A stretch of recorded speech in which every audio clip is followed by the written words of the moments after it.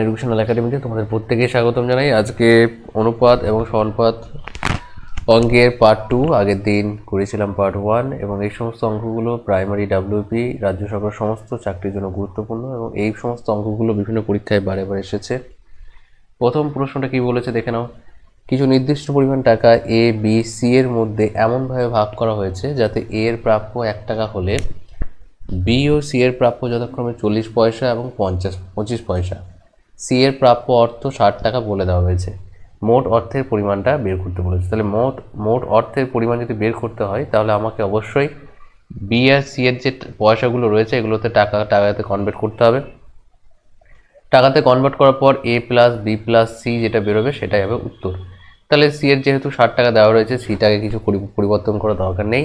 এই সি থেকে আমরা ইজিলি বি আর সি এর প্রাপ্য অর্থ তোমার 60 টাকা দেওয়া আছে, সি থেকে আমরা এই বি আর সিটাকে ইজিলি বের করতে পারবো। তাহলে ই এর প্রাপ্য টাকা কত দেওয়া হচ্ছে? 1 টাকা। এর প্রাপ্য হচ্ছে 1 টাকা। বেশ, তাহলে এর প্রাপ্য হবে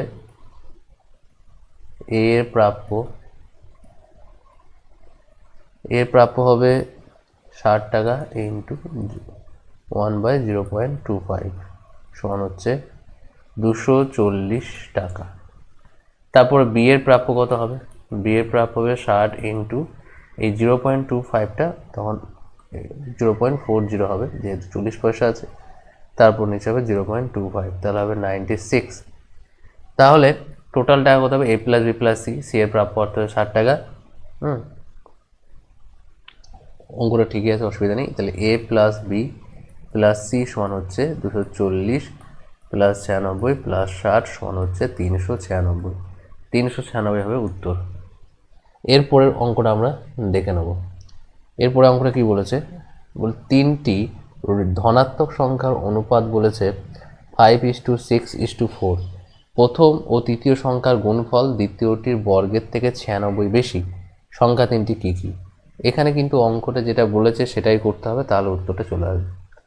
তিনটি সংখ্যার অনুপাত বলেছে, এখানে আমরা যে অনুপাতগুলো দেওয়া রয়েছে এগুলোকে এক্স হিসেবে ধরে দিচ্ছি। 5x, 6x আর একটা হচ্ছে 12x। কি বলেছে? প্রথম আর তৃতীয় সংখ্যার গুণফল। তাহলে প্রথম আর তৃতীয় সংখ্যার গুণফল মানে এইটা। তাহলে 5x ইন্টু 12x, তাহলে কত হবে? 5×12 আর x স্কোয়ার। তাহলে দ্বিতীয় সংখ্যার বর্গের থেকে 96 বেশি। তাহলে দ্বিতীয়টির বর্গ মানে হচ্ছে এইটা। তাহলে 6x তার হোল স্কোয়ার সমান হচ্ছে 36x স্কোয়ার।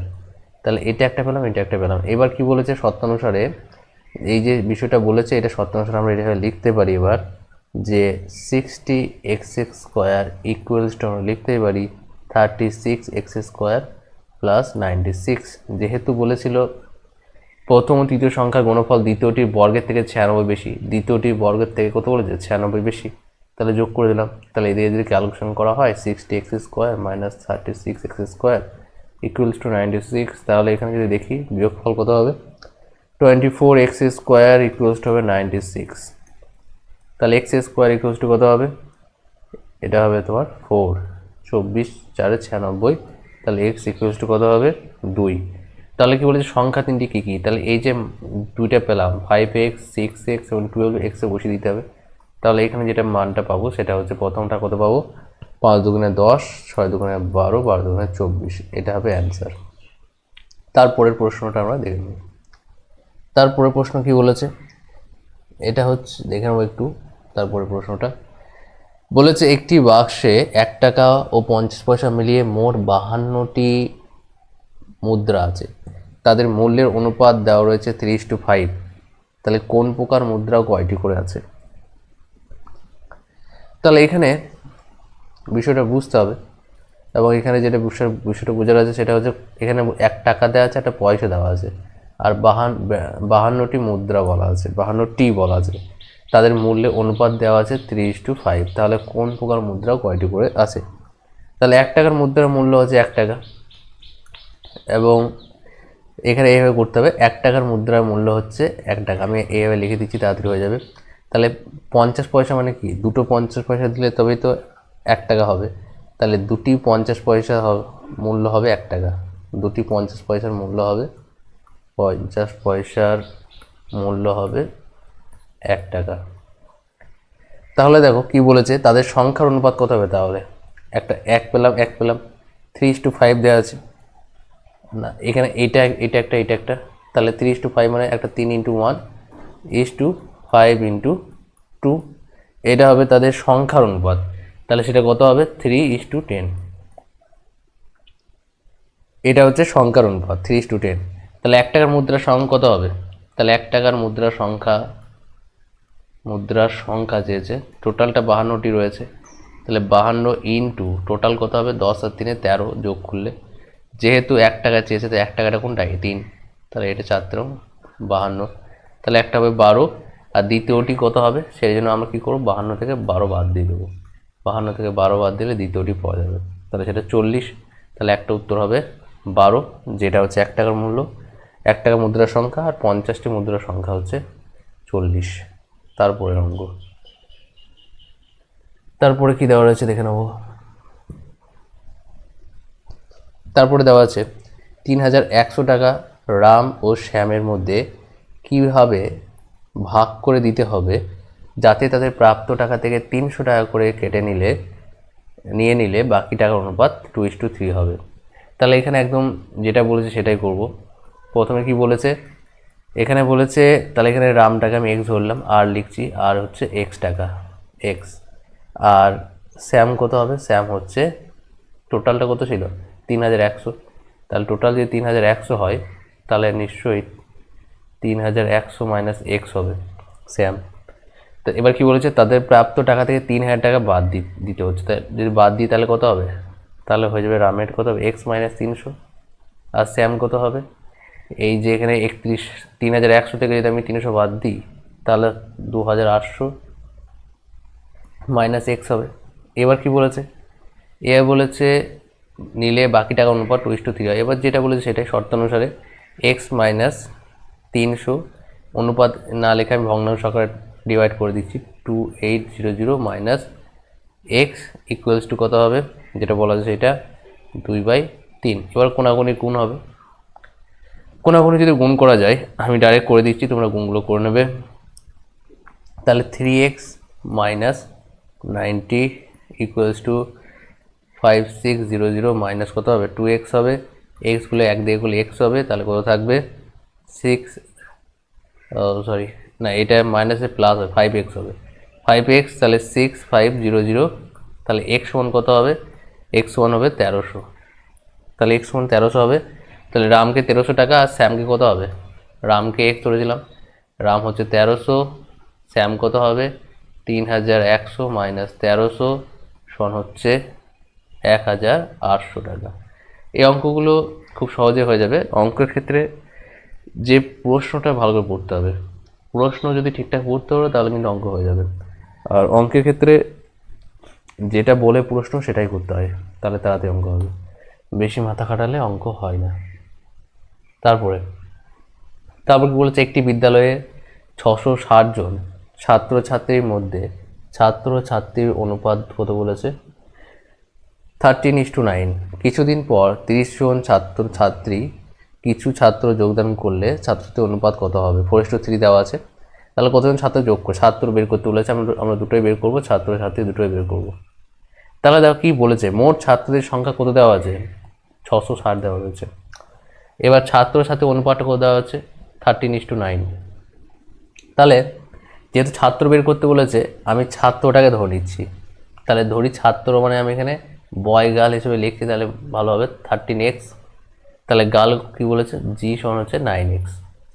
এবার দেখো ছাত্রের সংখ্যা আর ছাত্রীর সংখ্যা আমি বের করলাম, এবার যে শর্তানুসারে বিষয় সেটা লিখবো, কারণ টোটাল কত 660 জন, তাহলে 13x 13x plus 9x equals to আমি 660 লিখতে পারি অবশ্যই। দেখো তাহলে 13x আর 9x যদি যোগ করা হয় তাহলে 22x হবে, সমান কত লিখতে পারি 660, তাহলে x এর মান কত পাবো 30 পাবো, কাটাকাটি হয়ে যাবে 0, 30 থাকবে, ঠিক আছে কাটাকাটি হবে না, 22 3 66 হয় তাহলে 0 হবে, তাহলে এটা কত হবে 0। তাহলে x সমান 30 পেয়ে গেলাম। তাহলে ছাত্র কত হবে, যেহেতু x সমান পেয়ে গেলাম তাহলে বয় সমান কত হবে, 13 ইন্টু 3 সমান কত, এটা হবে তোমাদের 13 ইন্টু 30, এটা কত হবে 390। তাহলে গার্ল কত হবে 9 ইন্টু 30 কত হবে 270। এবার কি বলেছে, কিছুদিন পর 30 জন ছাত্রী ও কিছু ছাত্র যোগদান করলো, কিন্তু এখানে আমাকে ছাত্র বের করতে বলেছে। তাহলে 30 জন ছাত্রী যোগ হলে নতুন ছাত্রীর সংখ্যা কত হবে, তাহলে নতুন ছাত্রীর সংখ্যা কত 270 প্লাস 30 সমান কত হবে 300। এবার কি বের করতে বলেছে, তাহলে কতজন কতজন ছাত্র যোগদান করেছিল।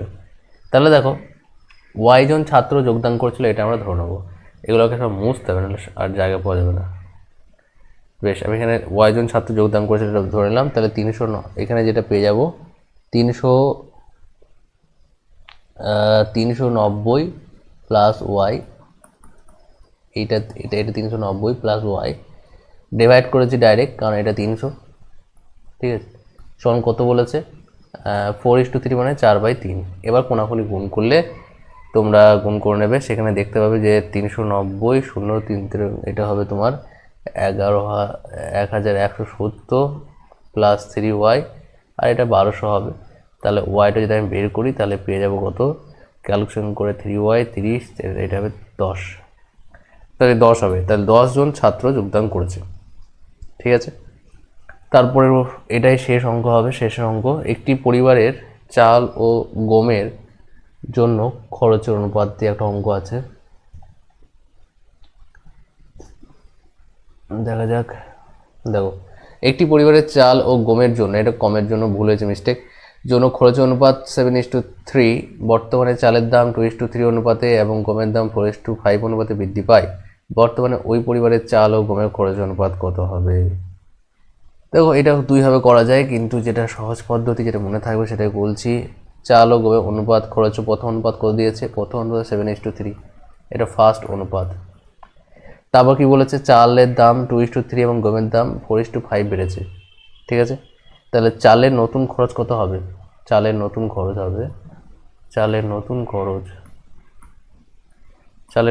কত হবে।